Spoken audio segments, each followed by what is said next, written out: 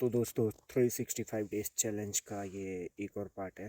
और दोस्तों आज मैं आप लोगों को दिखा रहा हूँ ये गंजे गंजे से पेड़ पूरे गर्मी भर। क्या ही मस्त वाला यहाँ पर नज़ारा होता है। ये जो मेरे पीछे पेड़ है ना, इस पे यूँ गज गज सेब लगे होते हैं जिसको हम यूँ खाते हैं गज स्टाइल से, और पत्तियाँ होती है इस पर।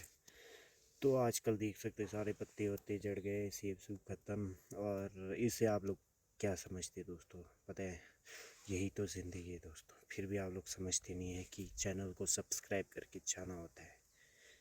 सब्सक्राइब करो, नहीं आता है, आप लोगों की भी गलती नहीं है। नहीं आता है तो क्या कर सकते, आता होता तो ज़रूर करते। ठीक है दोस्तों, बाय बाय, चुप से।